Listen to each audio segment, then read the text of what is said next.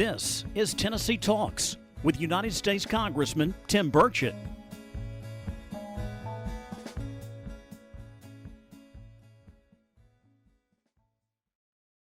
Hello, I'm Congressman Tim Burchett, and welcome back to Tennessee Talks. Today, I'm really honored to be joined by Jamie Dangers, the Legislative Director for Susan B. Anthony Pro-Life America, which is a network of nearly 1 million Americans who are fighting to protect life across the nation. And Jamie grew up doing orphan care ministry in Uganda. You say Uganda or Uganda? Uganda. Okay, then I'll just say Uganda then, because I'm from Tennessee. And then came to work on Capitol Hill, where she spent several years passionately pushing for legislation to protect unborn babies.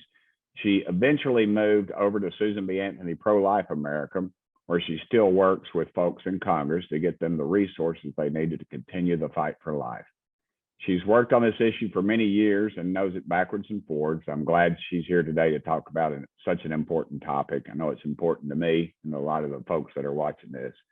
And I want to note, we're recording this before the Supreme Court releases its final ruling on the Dobbs versus Jackson case, which everybody has been calling it Roe versus Wade, but that's not exactly it.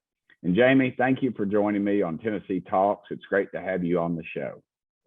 Thank you so much for having me, sir. I was wondering, could you offer us a quick crash course on exactly what is in Dobbs versus Jackson case, and what does it have to do with Roe versus Wade? Absolutely. So first of all, I'll just say what Roe versus Wade is. It was a case back in 1973 where the Supreme Court ruled that somehow in the Constitution they found a right to an abortion. And the case used a standard called viability. They said that if the unborn child is viable, meaning they could survive outside of the womb, then there were cases when abortion could be regulated. But before viability, abortion should be available to women. The Dobbs case, 49 years later, is about a law coming out of Mississippi, their Gestational Age Act, which limits abortion at 15 weeks gestational age. By any definition, 15 weeks is pre-viability. So it does contradict the Roe versus Wade standard. And when the Supreme Court took up the Dobbs case, the question that they said they would answer in this case is whether all pre-viability bans are unconstitutional. So that gets to the heart of Roe versus Wade, and that's why Dobbs is so closely intertwined with Roe. But I think it's also important to note that if the court does overturn Roe versus Wade, that doesn't mean that abortion is illegal in all of America. It just means the Constitution doesn't say it has to be legal. And so the decision can be decided by the people and their elected representatives. Do you think that, and I know that what the answer is sort of a facetious question, but do you think that overturning Roe versus Wade would ruin women's rights, like the pro-abortion activists claim? I mean, they've got all this, it's going to attack LGBTQ. It's just all this stuff across the board that has absolutely, to me personally, from what I've read, it doesn't have anything to do with it, but go ahead. I have heard that so many times, and as an American woman, I find it offensive and appalling that some people would say that my rights include the ability to kill my unborn child, for me to be equal under the law. And I have all the rights that I need. I have equal protection under the law. I have due process, all freedom of speech, freedom of religion. I'll have those if Roe is overturned or if it is not overturned. And the rights of unborn baby girls to live, those are the rights that have been taken away because of Roe. Some 33 million baby girls have died, have not been given the basic right to life since Roe. So if Roe is overturned, I think finally we can apply equal rights even to unborn baby girls. What do you think overturning Roe v. Wade would mean for Tennesseans? Tennessee has the trigger law, of course, and it would classify providing an abortion as a Class C felony, and it would prosecute the doctors, not the women who perform. You know, perform is kind of an easy word. But it's not perform. It's literally killing a child to me. Go ahead. I'm sorry. Well, Tennessee has done a fantastic job of getting ready for this moment. As you know, there were pro-life laws on the books in Tennessee before Roe versus Wade happened. And then a lot of cleanup work has had to be done over the years. So you mentioned the trigger law. That is really important because it's that will go into effect 30 days after a trigger happens. And one of those triggers is Roe versus Wade being overturned. There is an exception to protect the life of the mother if that is necessary. And so Tennessee is getting ready to make abortion illegal in most cases, which is wonderful, and also gives Tennessee a huge opportunity to be creative in caring for moms who find themselves in difficult situations. Yeah, I like the way you put that. And over the past several weeks, I've seen where pregnancy centers, I think in about 20 different cities, or maybe even more now, have been violently attacked. And it's not being carried, of course, in the national news. They're not, it's against their agenda to show any of that. I'm sure they're just saying it's a First Amendment right to do these. But many of these attacks were done in the name of one pro-abortion group called Jane's Revenge. And they recently put up posters in DC encouraging folks to riot if Roe v. Wade, of course, is overturned. And the poster said, to our oppressors, if abortions aren't safe, you're not either. I wonder what are your thoughts on activists like Jane's Revenge getting violent over this issue? And I'll say for me personally, immediately my thought is anger, but then it's pity.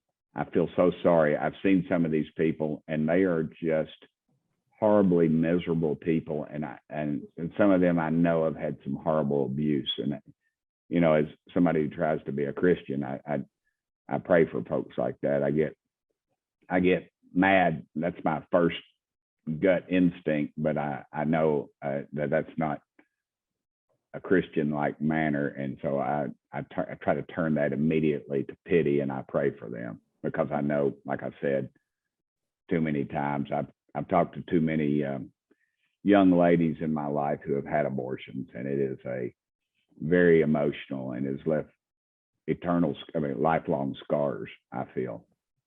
Go ahead. I'm sorry. This is your deal. I shouldn't be talking so much. I apologize.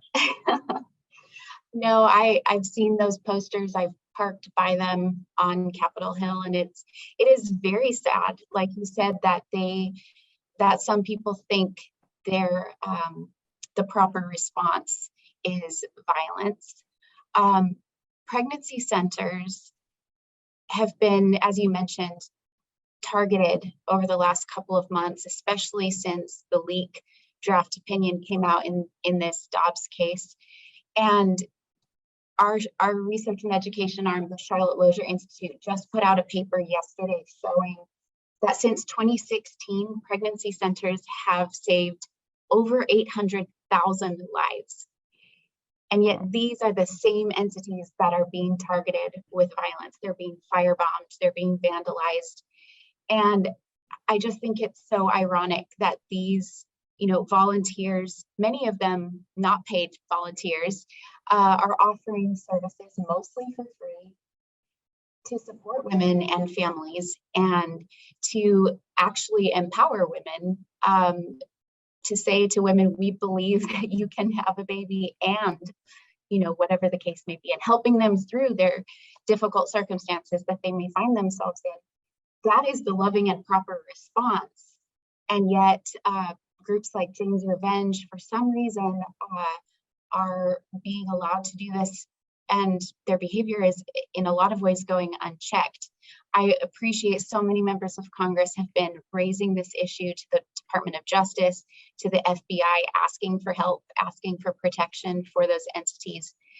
But it's such a raw and emotional issue, like you said, for so many people.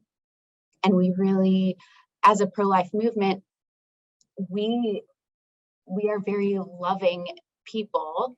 And I think that we need to pray that our response to the hateful behavior of these other people is strong, but also loving. Like you said, praying for them is such a wonderful example.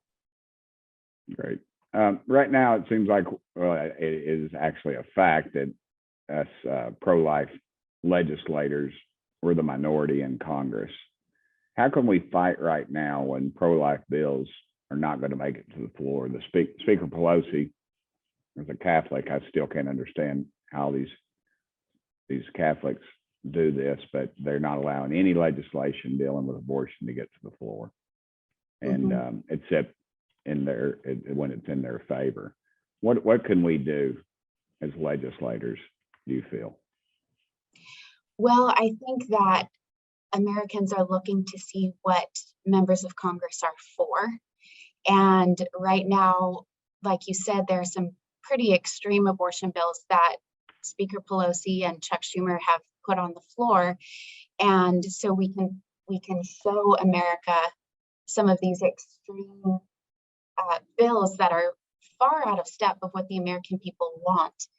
But it's also important to show, well, what would you do if you were in the majority? And Americans are trying to decide who deserves to be in the majority next Congress. So I think, and Congressman, you've co-sponsored so many important pro-life bills, and we so appreciate that. Showing the compassionate side, reminding people that we're not out there to punish women by any means. We're there to help and encourage them that there's a better way. And laws or bills, before they become law, can be they can be educative for American people. And so when you talk about the heartbeat of the unborn child, when you talk about the fact that they can feel pain by at least 15 weeks of gestation, these are all facts that teach the American people about the humanity of the unborn child. So even though you aren't the ones putting the bills on the floor right now, there's a lot that can be done to get ready to make those bills go very favorably when there is a pro-life majority. And one other thing I would say is that the Biden administration is looking to do whatever it can through executive action to respond to the Dobbs case. And so congressional oversight, making sure that they are not overstepping, is also going to be crucial. Right. I guess the most important thing I can ask you is what can folks in their communities do to fight for life and ultimately help some women who and young ladies who feel pressured to abort their child? That is such a great question. A few years ago, someone posted on Twitter who was a pro-abortion activist. They posted something like, tell me one way that a pro-life, quote unquote, pro-life person has actually helped women. I'll wait. It was a very snarky tweet, but it was incredible to see the number of people that responded and said, well, I took a young woman into my home when she was pregnant and didn't have anywhere to go. I helped with her doctor's fees. And, it was just example after example of normal people doing normal neighborly things. So I think sometimes we can be intimidated by, it's a huge problem. And I don't know what I as one person can do, but find out what resources are available near you. Where is your local pregnancy center? If someone comes to you and they are pregnant and they are afraid, are you a safe place? And do you know where to go with them to find them help? Can you offer babysitting? Can you throw them a baby shower? Can you take her to her doctor's appointments when she's scared and doesn't know the right questions to ask? There's so many practical, just daily life kinds of things that Tennesseans and Americans can do. So members of Congress can do things through the law, and members of the community can do a lot through just practical love and service. That's a great answer. I appreciate that. I've often said I'm not sure if the biggest concern I have in our country right now is I think we're going to lose our country.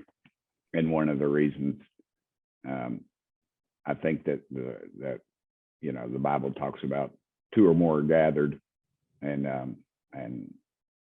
worry about in this country that when we stop standing up for the unborn, if that's going to be the final straw, and then the Lord allows us just to collapse as a nation. Because if you just look at how far we've come, when I first got up here, there was a bill that said that if a baby lives through an abortion, that the doctor is not allowed to take that child's life, which we'd seen multiple. There's people in prison now for doing that, but the Democrats blocked that bill because they said it didn't exist. I said, well, if it didn't exist, then why the heck are you trying to block it? And you look in recent history and just some of the bad actors that we've had and some of the awful things they've done, and that ranks right up there with that, I feel.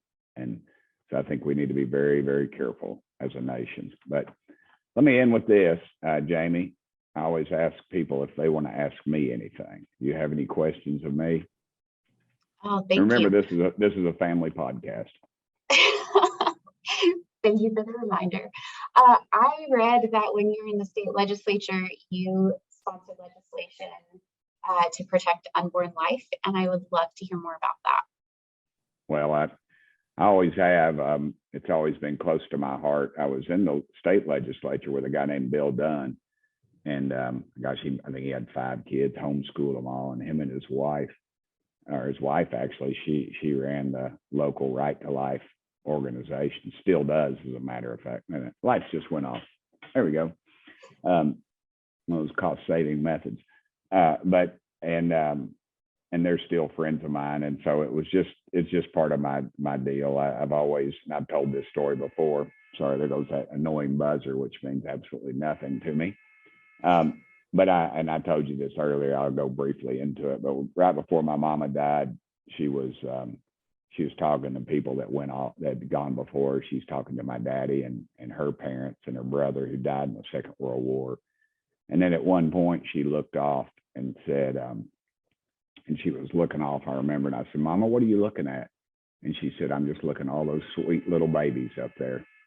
And I thought, wow. And I know these scientists and probably liberal clergy say, that she wasn't looking off into heaven, Tim. That's just her endorphins being released or something, and they always make excuses for it. But no, I think some people are given that gift, and she was able to look off into heaven and in that transition. And shortly thereafter, she went to see the Lord. So I've always, to me, it has become much more than just a slogan or whatever. And I always think of my sweet mama. She sure loved babies, and she loved me. Obviously, I'm her unrepentant mama's boy, and I was the youngest, as you can probably tell. And so, but I really had a special relationship with my mama. She was an incredible lady. So, but anyway, that's sort of where I come from. I guess I get it honestly. And it was just never a question. The life issue was never a question with me. But I just want to thank you so much for being on the show, Jamie. And thank you for your time today. I know you're a busy lady. And you spent your career fighting through all this bureaucracy here in Washington for this incredible cause, defending life. And I appreciate you sharing your knowledge and issues with me and my viewers and listeners. And I'm Congressman Tim Burchett, and I want to thank y'all for listening to this episode of Tennessee Talks. We'll see you at the next one. Thank you, Jamie. Thank you, sir. Thanks for listening to this episode of Tennessee Talks. Please subscribe to the show on Apple Podcasts, Spotify, or wherever you listen to your podcasts. Keep up with Congressman Burchett by following Rep. Tim Burchett on Twitter and Instagram, and Congressman Tim Burchett on Facebook and YouTube.